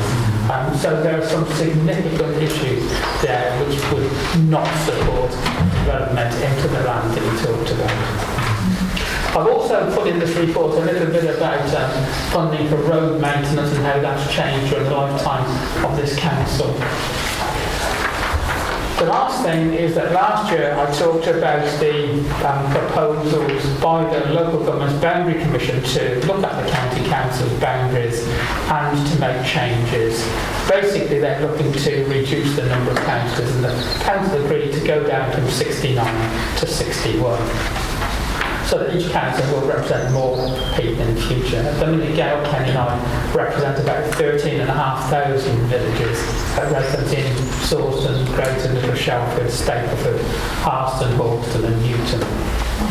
The Boundary Commissioners came up with retaining a 2-member board here, but with the addition of Baybram and Haslingfield to give about 15,000 altogether. I was aware of the boundary changes being proposed a year or two ago, and at that stage I decided that I wouldn't seek re-election as a county councillor. And I thought that I'd be able to go out on a high, because at that time I thought by this time, or last month, we would have had a new library built in Sawston. And how disappointed can you be? I thought it was important to say something about the library, and that's why I put it in the report. But in a sense, all systems are go for the actual building, and building should start within the next month or two. Very sorry that for a variety of different reasons the construction has actually been delayed, but we are getting a new library facility just over there next to the Marvin Centre, and that should be a real improvement for Sawston. We're all very sorry when the old library went down and the Marvin room went. But maybe it was a blessing in disguise really, because with the new temporary library, attendance book takeout as the library has actually gone up by about 15% in the new building compared to the old ones. A much more visual site, and we have proposed for the future, but it'll be a new permanent building and we hope that in 15 months or so it'll be open and everything will be fine. I think it's fair to say that even before the old library burnt down, there have been a lot of discussions about replacing it, because in many ways it wasn't fit for purpose. It was a very awkward layout. There were no toilets, for example, which is obviously important for the young children. So I think, as you say, we've come out of this world. Yeah, and one of the things that Gail, Kenny and I have been able to do is to make sure that in all the budgetary discussions, site was not lost and the money that had been earmarked for the library, so it stayed in the budget all the way and so it's all there and ready to go. Thank you. Okay. Thank you. Are there any questions on Tony's report? Okay. Sorry, Brian. Just while Tony was talking about additional developments on the outskirts, we might mention the Moto development that came to present. Oh, yes. So this is in the southeast quartile, opposite the Duxford Big Hangar, on the other side of the M11, on the Duxford side. It's on Junction 2, so it's not actually within Sawston Parish, but it is within. Yes. It's quite close. But they came and presented to us, and the most obvious questions was, how on earth are you going to deal with traffic on somewhere that's gridlocked, in the morning and every evening? And there was no obvious answer as to actually what they were going to do, other than take traffic off the motorway onto the 505 to then go to the service station. Yeah, when I was at the Sawston train park exhibition, I raised that the traffic there and said, what are they going to do about it? And the answer was, well, not much, it's better than this, won't make much of a difference. So I thought it was not appropriate response. You can have a cup of coffee while you wait for the traffic situation to ease. Yes, just a question about infrastructure and the increase in traffic. And I'll try not to be political saying this, but my understanding is that the new mayor role and the devolution will mean that a lot of budget for infrastructure will be devolved to the mayor's office. Is that right? Am I right in saying this is additional money from government over and above what the county council getting on. But I'm just wondering, I suppose the question I was going to ask is just how do parish councils then input to the mayor on views on traffic, infrastructure, etc.? How do you think that's going to work after Thursday? It's a difficult question. One of the things that we really do well in this country is complexity. We can make things incredibly complex. In a sense, transport and major transport have either been responsible in the county council in the past, or if they're trunk roads and there is a demand of transport. First of all, we have the city deal, which is about the greater Cambridge area, defined as Cambridge City and South Cambridgeshire. And there's funding for that, and there's lots of discussion going on, in particular the 1307 and the 428 out towards Camborne at the minute. So in a sense, there's money in relation to improving or addressing congestion issues in those transport terms there. And then you've got this additional funding of 20 million a year for the next 30 years to address other such issues. So in a sense, it's quite a complex picture. The mayor will have a cabinet, and the cabinet will consist of the leaders of the district councils, and some others as well. It's just a question, it's just a point of making sure the parish has got a clear voice and putting it forward both in terms of local plan of South Cambs and to the city deal and to the mayor. But it's not a simple picture. And we'll really, in a sense, almost have to find out as we go along. Well, thank you, that's helpful. I was just picking up on the Councillor Mills said about the motor development up on the M11 there on Junction 10. One thing that I don't think a lot of people are actually quite aware of at the moment, that Peter Toppin, the leader, and Heidi Allen, our MP, had a meeting with Highways England, and they're looking at the possibility of reducing the traffic situation on the 505 up to the junction 10 and 11. It's very early stages. They've only just started having talks, but Heidi and Peter are on it. We just have one non-political process, and in all that we've talked about, we haven't actually mentioned the Genome Campus's 25-year plan to expand onto the eastern side of the 1301, and in fact to actually redirect the 1301 like a half-moon shape going around the proposed development. So that's all out in the public room as well. And that's possibly another 1,000 houses, possibly another 1,000 to 2,000 jobs. So we're under intense pressure, very, very close to Sawston, and we do need to make our voice known, continue. And Hayden, I remember planning to put, or after putting another 3,000 houses on the north side of Hayden. Yeah, well, that's one of 7 options for a new settlement in Atmosphere, which is currently being discussed. Our officers are in communication with Atmosphere.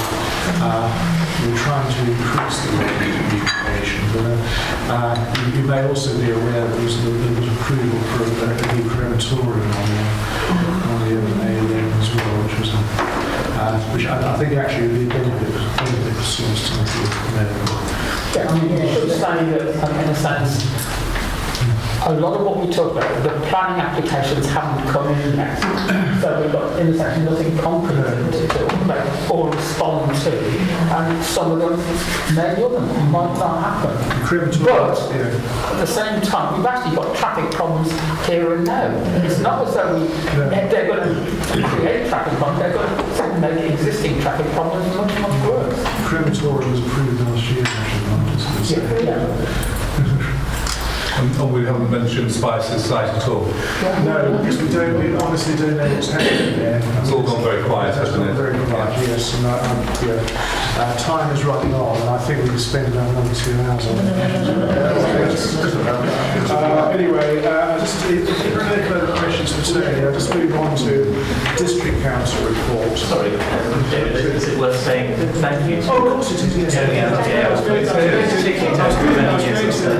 was going to leave it to the end of the meeting, but since you've raised it, I'd like to thank that Tony has been associated with has been on the county council for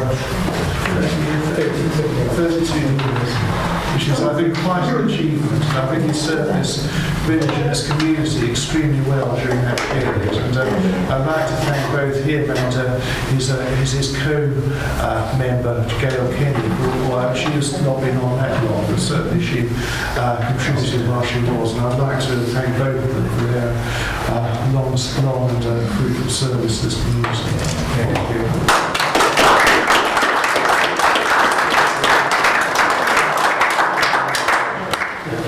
I am still going to be on the parish council in the year.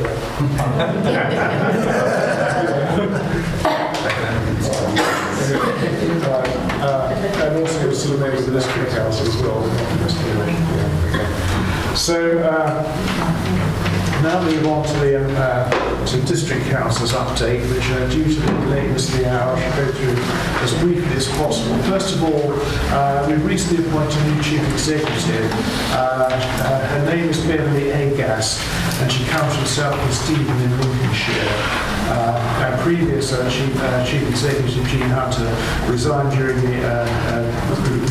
autumn 2016. She'd been with us since 2010. So we're very pleased to welcome Beverly Agas and to wish Jean no success in her future career. During the last year, 2016-2017, South Cambs District Council asked for an independent peer review.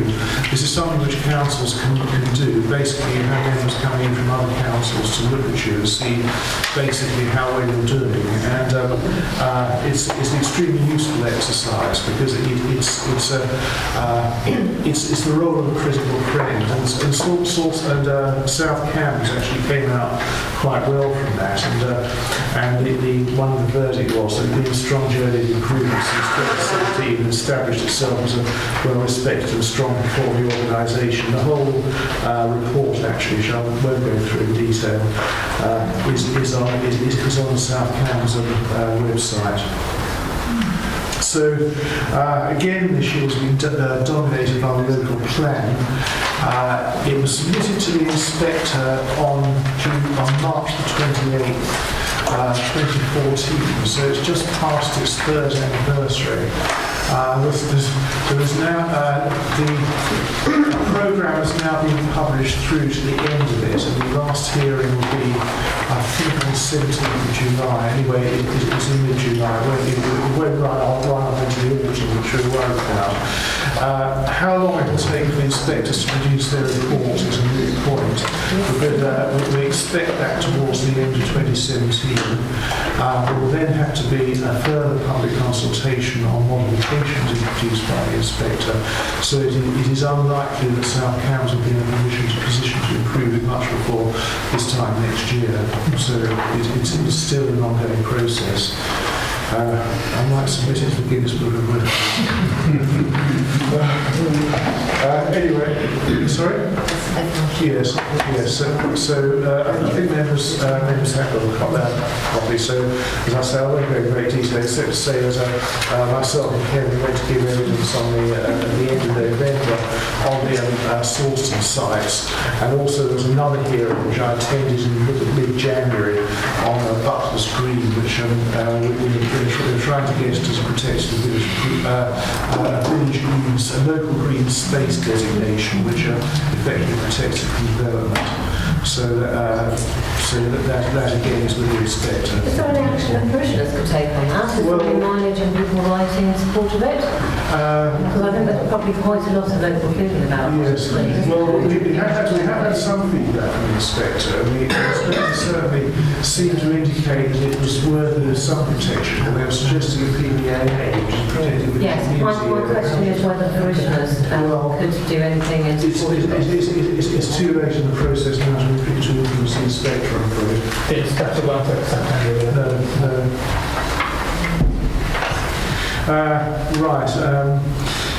City deal continues, and a local liaison board has been set up to refine proposals for 1307 and to try and increase its revenues to Sawston. Sawston Parish Council does have representation on that. Nuclear equipment we already mentioned. Excuse me, sorry, the city deal you say we've already got representation. How are the two councillors, which I understand yourself and Councillor Cuffley, how was it decided that you two went to the city deal liaison forum? Were you chosen amongst were you chosen from the rest of the councillors? Did they nominate you? No, at public meetings, Councillor Mills was present as well. No, I think No. the working group. The local liaison forum. You attended that meeting? We're invited, it's chairs of parish councils.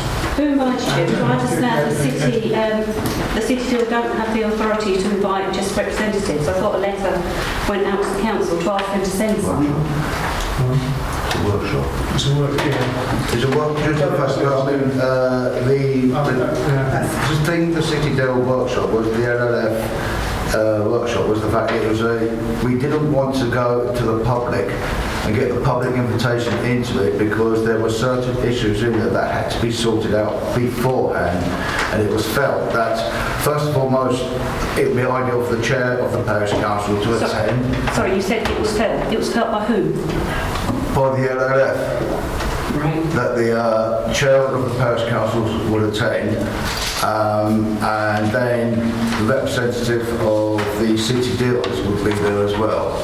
And so that was then a workshop that was discussed. A lot of the options and different options were discussed. And when those reports have been made, when those reports have been completed, it will then come back into the public domain, and I think we're looking around about September for the public participation to take forth again. But the question is how was somebody from the parish council appointed to a working group without the parish council being consulted about who we wanted to send. Yes. Was it? Who chose you to go and represent the parish council? Well, there were 2 meetings I was at. First of all, the public meeting, that was the very first one. Terms of reference were set up, which included county councillors and district councillors and villages along the route, plus representatives from a whole series of named parish councils. And I think it's up to the parish councils as to how they determine that, because, for example, Raeburn Parish Council, the person who attends on their behalf is not the chairman or vice chairman. You just said, you just said it's up to the parish councils to determine who attends. That's their representatives, yes. Yeah, so who determined which 2 went from here? I went as represented a district, I've been on the city bill and been a district councillor. Yeah. And I didn't attend the first meeting because I was in Birmingham. Well, why? So we didn't get the parish council representative at that meeting? You did, because I was there, but I was in there, my official capacity was as a member, as a district councillor, but I represented the parish council wearing 3 hats, if you like.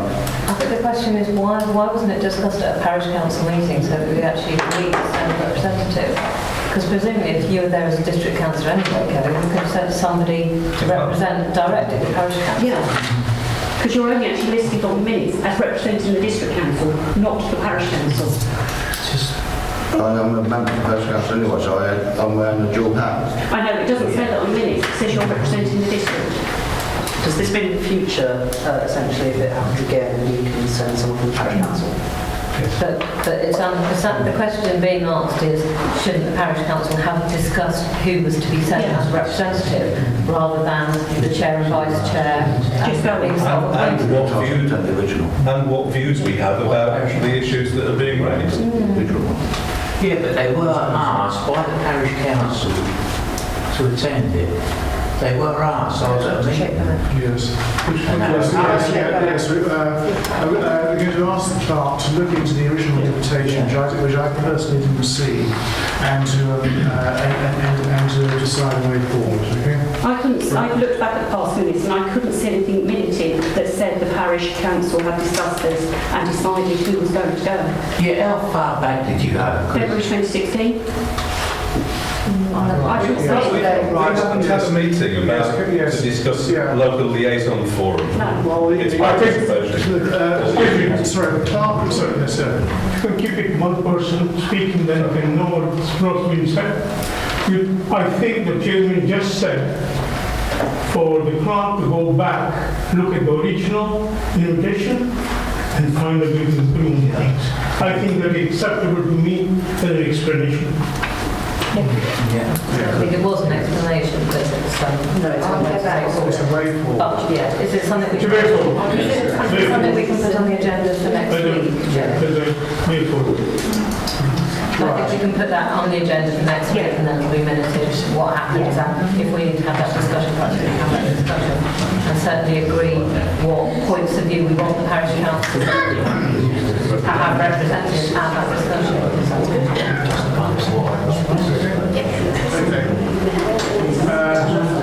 The other thing I'd like to mention is the community chest.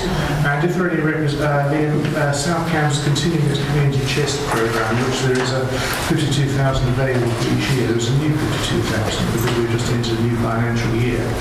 And last year 64 awards were made, reducing the maximum amount in order to spread it a bit wider to £1,000 to applying organisations. They're grants from school capital projects and they're available to any community organisation. So I would urge people who have such a project to put it in. I don't think any applications came forward from Sawston last year. But do bear that in mind if you represent an organisation.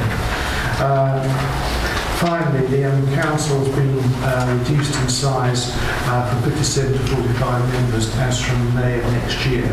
And as far as Sawston is concerned, Sawston will remain a single ward covering just the village, but our representation will go down from 3 members to 2. The elections then will be all out every 4 years instead of a third out on 3 successive years and then years blank.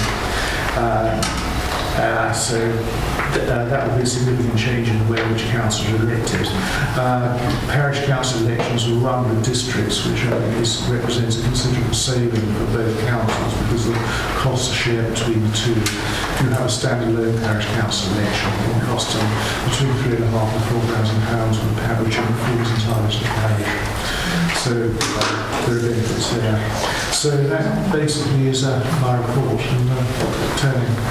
And the parish council has been running at less than full capacity for a number of years. So I keep thinking about it. Parish council election for Sawston next year. Yes. We do need some extra people. Yeah, thank you. You say that the parish council run the same time as the district council. Yes. So that means you can have changes in both councils at the same time. Yes, yeah. It's a cost-saving exercise because it costs so much money. I mean, a major cost are the polling cards which go out to every household. And as I say, if you have a standalone parish election, then you have cards. The cost of the parish is between about 3,500. I think last time we had it was about 3,500. It wasn't taken as a compelling reason not to have a mayor. Sorry? It wasn't taken as a compelling reason not to have a mayor.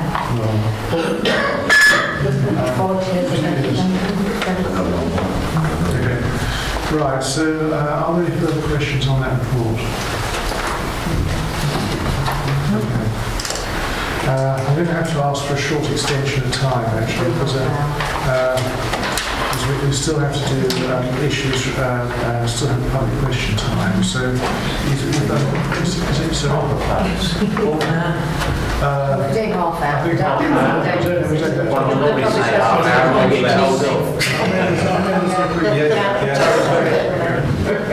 Right, so this is your moment. So if you have any issues at all you wish to raise which are relevant to the parish council, now's your opportunity. Any progress on sale by Sainsbury's of the old functions? No. Very briefly, it is something we're pressing them on, but it's a private owner, so basically we have very little control over what they do. But certainly it's a situation we're keeping an So we have no idea how it's likely to be developed. I wrote to the director of was his commercial management? Yeah. Yes. And he said the same thing that he said 3, 4, 6 months ago, which is that they were in conversations with a prospective new tenant, and he would let us know as soon as possible. That's, you know. That's exactly the same. Still be the same in 1-2 years. I'm afraid so. I mean, which is a pity because it's nice crime side. And bearing that in mind, with Sawston constantly growing development, there is always a shortage of parking, which is why people park on double yellow lines. And we know the problem with Yellow Lane, not just near the post office. It has now become one car park down to the recreation ground. Well, I know that one can park their car for a certain amount of time on the recreation ground. Can't they? Right. Is there nowhere else in the village? What about weekends? Couldn't a school open up their parking area? That will be up to the governors of the school. You see, unfortunately, the parish council does not own what we call the village car park, where they could actually make some money, couldn't they? if they owned it, they could charge a minimum fee for parking. There's a very substantial commercial rate liability on it, which I think the last time it was discussed was about 12,000 a year. So you would have to charge an awful lot. I think it's a great pity that the parish council owned that originally, didn't they? It was the district council. It was originally owned by the district council. The district? Yes. I'm just thinking a way of bringing you in some revenue. Because people say to me, how much have I got to pay for this car park? And they're amazed when I tell them it's free.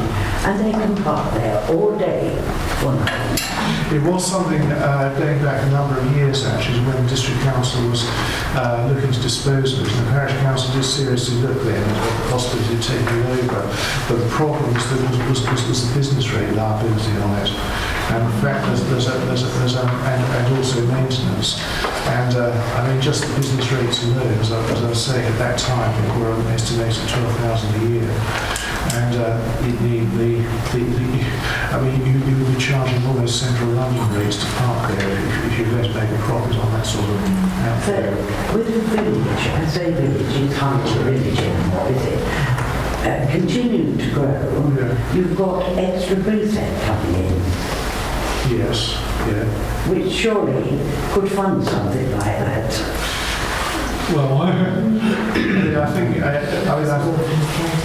villages and that, so we get more money and we're getting more things to pay for. Yes, I mean, I think that there's yes, you do get more precept, but you also have responsibilities to new residents as well, which take that up. Well, I just find it incredible. I can go to a tiny village in Yorkshire where they have the most marvellous car park, but you do pay, say, after 2 hours, if you stay for longer than 2 hours. And that's a tiny village. Yes. And we're not a village anymore, really, are we? Yes, we are still pushing. I've tried to look up on various councils, South Cam and Sawston minutes. Has Badgers actually bought the car park, or are they renting from South Cams? I can't find any information on that at all. That's a good question. I think it's actually on leasehold. It's on leasehold. And it's come to Sandhurst. Yes. So South Cams actually own it, but lease it. Yes. Thank you. The issue regarding car park, A is the council, the business rate, which is number one. B, the maintenance. The other one is the policing of collecting the funds, which is it's not as straightforward as it really looks. Coming back to the Barclays situation, the reason there's a lot of hold up on that, believe you me, it's legal. And there's a lot of legal issues in there, and that's what the big problem is. It's all to do with the lease. Well, yes, because the freehold is held by an offshore trust in the Bahamas,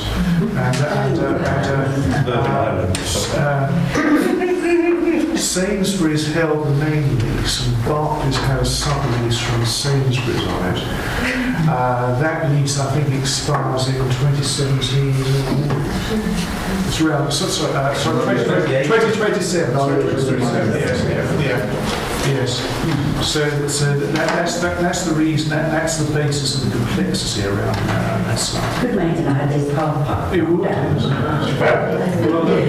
Well, we did actually approach Sainsbury's about opening it up and fencing it off so we could use the original car park, and they wouldn't allow us to do that. No. So, no. We've done everything we possibly can to try and alleviate that problem, but they weren't willing to. It's really frustrating, isn't it? There are car parking spaces there that would alleviate the problem, and they won't let us use them.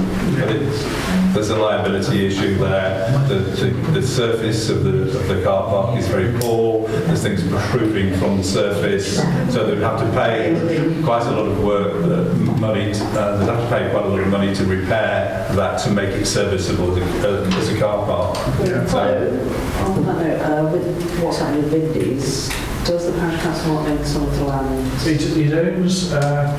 It owns some land in the rear of Vindus, which is currently leased to Vindus parking. Okay. So if Vindus was, the parish council currently gets 12,000 a year for leasing that, which is considerably more than the yield from the capital value of the land. So it's quite a good deal. If Vindus was to give up that lease, we would then have to come to a decision as to what use we would have for that land, as to whether to extend it as a car park or some other use. But that is discussion for the future. Is Vindus leaving? We have no official notification of that, so I can't comment on that.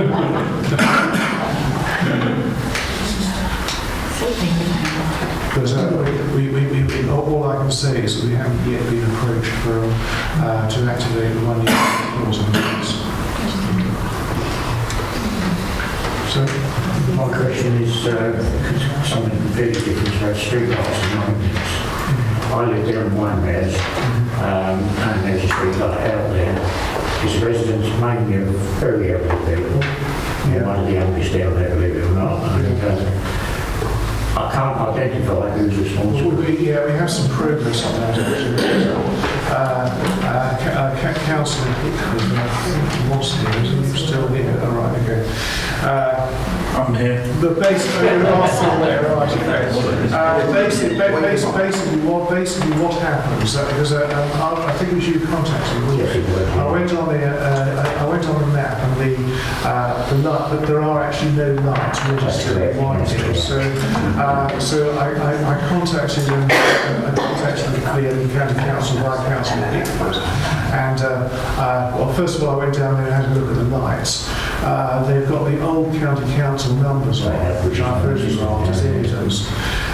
So they're definitely county council lights, and they were omitted from the contract when it was let to Balfour Beatty. The county have agreed to repair the one which is out, and will hopefully adopt the remainder, or will put them on their list, because they are actually adopted.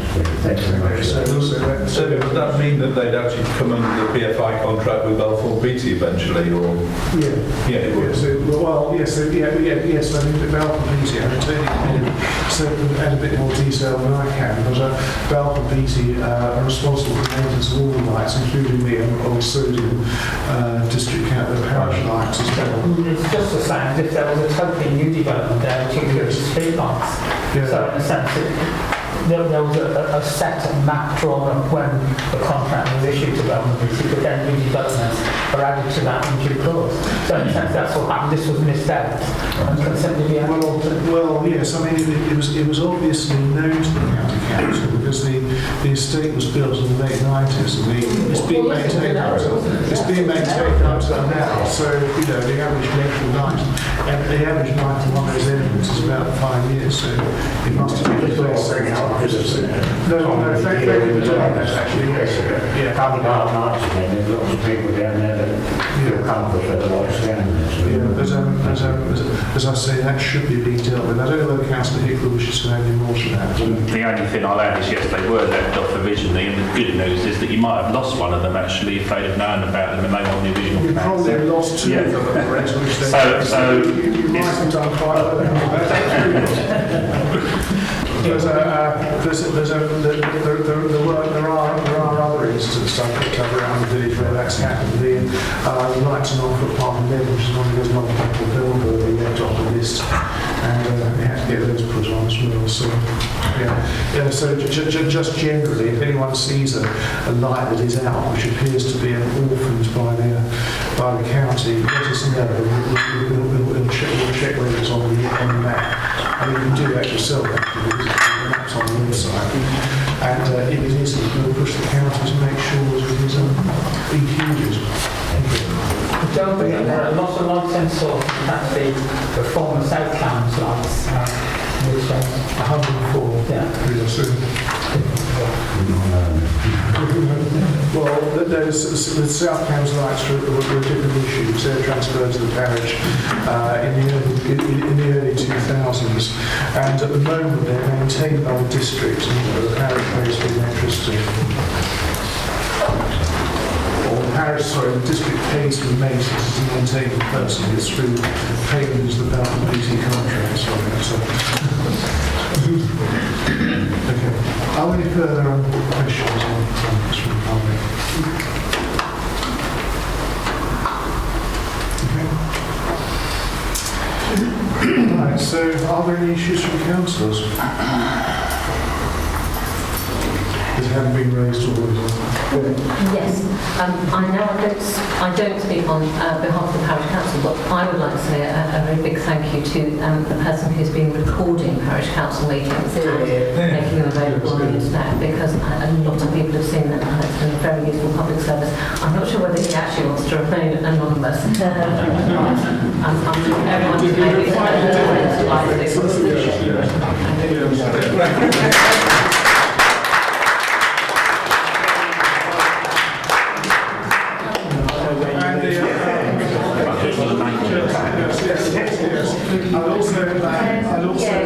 I'd also like to thank Rob Grayston for organising 2 sets of hustings this election, one for these elections, one for the mayoral one, and also very good. I wasn't going to guess that one, unfortunately, because I was also a very good one last Wednesday for the district council, the county council candidate. I think went extremely well. The good questions If we get all the candidates, there will be another one for the general election. Right, okay. I'd